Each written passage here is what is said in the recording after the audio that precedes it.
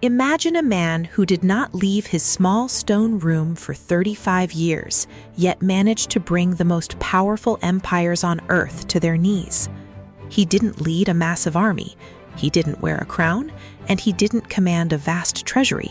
Instead, he ruled from a mountain peak so high it was called the Eagle's Nest, wielding a weapon far more terrifying than any sword, the absolute unwavering devotion of men who were unafraid to die. This is the story of Hassan-i Sabbah, the original Old Man of the Mountain and the founder of the Order of the Assassins. To understand the man, we must first look at the world that created him. The 11th century was a time of immense turmoil in the Middle East. The Great Seljuk Empire, a massive Turkic power, ruled over much of Persia and the Levant. They were the defenders of Sunni Islam, but beneath the surface of their empire, secret societies and religious movements were boiling. Born in the city of Qom around the year 1050, Hassan-i Sabbah was a child of this intellectual and spiritual chaos. He was born into a family of scholars, and from a young age, his brilliance was undeniable. He studied geometry, astronomy, and philosophy, eventually moving to the city of Ray, a major center of learning near modern-day Tehran. Legend says that during his youth in Ray, Hassan made a pact with two other students who would also go on to change history: Nizam al-Mulk, who would become the Grand Vizier of the Seljuk Empire, and Omar Khayyam, the world-renowned poet and mathematician. They allegedly promised that whoever achieved success first would help the others. While historians debate the truth of this three friends pact, it illustrates the high-stakes world Hassan inhabited. He was an elite among elites, an intellectual powerhouse who was searching for a truth that the established order could not provide. That truth came to him through the Ismaili missionaries. The Ismailis were a branch of Shia Islam that believed in a hidden imam and a secret inner meaning to the Quran.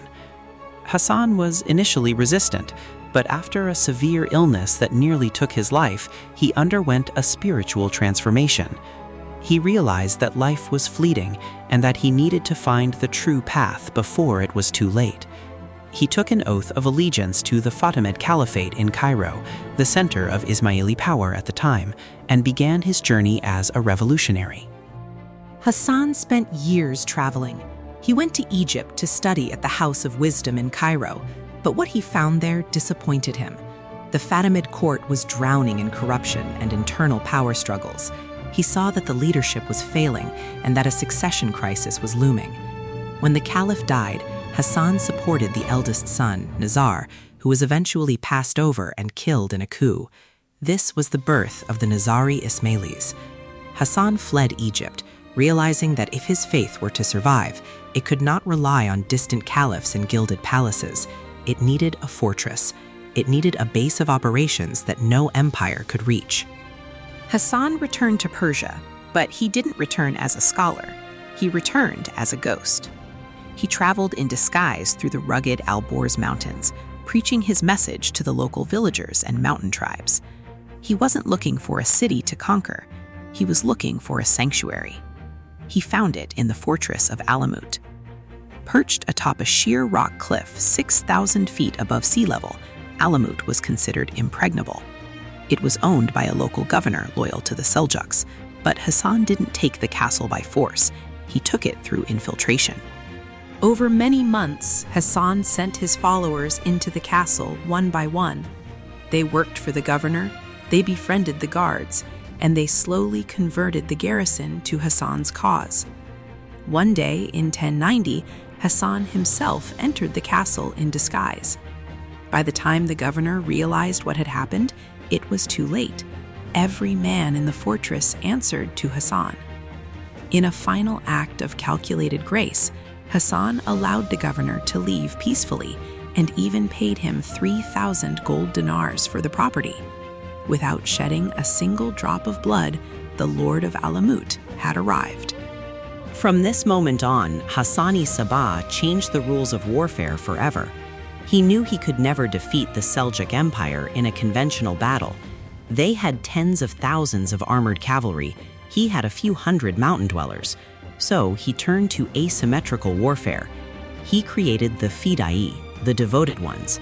These were men trained in languages, etiquette, and the art of disguise, as much as they were trained in the use of the dagger. Their mission was not to slaughter armies, but to remove the specific individuals who posed a threat to their community.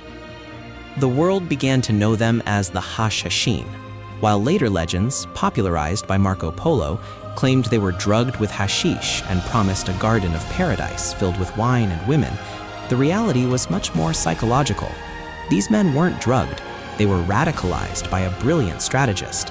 Hassan taught them that a single death, perfectly timed and executed in public, could prevent 1,000 deaths on the battlefield.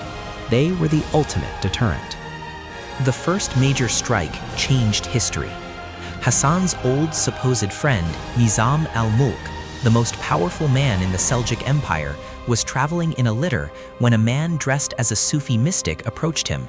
The man pulled a dagger and struck a fatal blow before being killed by the vizier's guards. The empire was paralyzed. The man who held the state together was gone, and the fear of the invisible dagger began to haunt every palace and tent in the east. The Seljuks responded with fury. They sent massive armies to besiege Alamut, hoping to starve Hassan out. But Hassan was a master of logistics. He had spent years transforming the barren rock into a self-sustaining ecosystem. He built sophisticated irrigation systems, carved massive granaries into the living stone, and planted terraced gardens. The sieges failed one after another. Hassan would watch from his high balcony as the imperial armies withered away in the mountain winters, unable to breach the walls of the eagle's nest.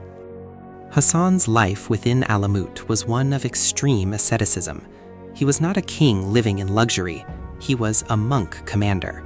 He spent his days reading, writing, and organizing his library, which became one of the greatest centers of learning in the medieval world.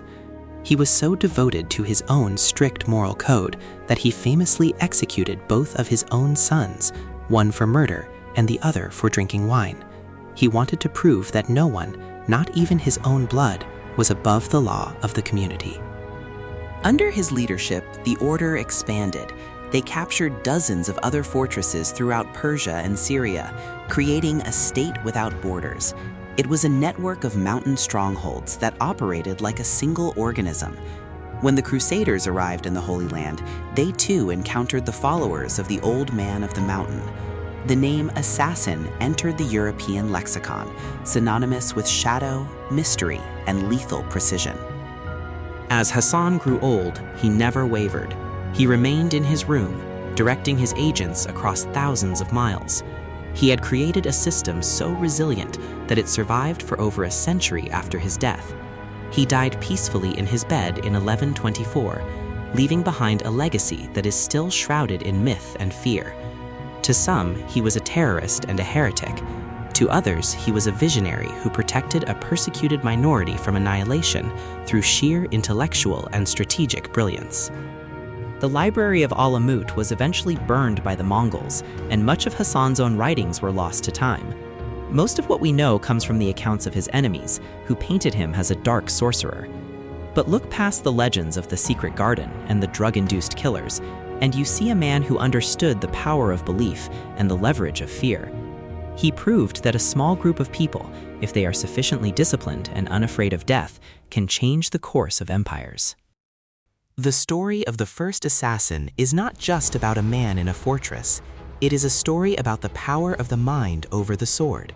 It is about how one man's vision, cultivated in the silence of a mountain peak, could cast a shadow across the world for centuries. He remains one of history's most enigmatic figures, a scholar, a revolutionary, and a ghost who ruled from the clouds. Subscribe for more.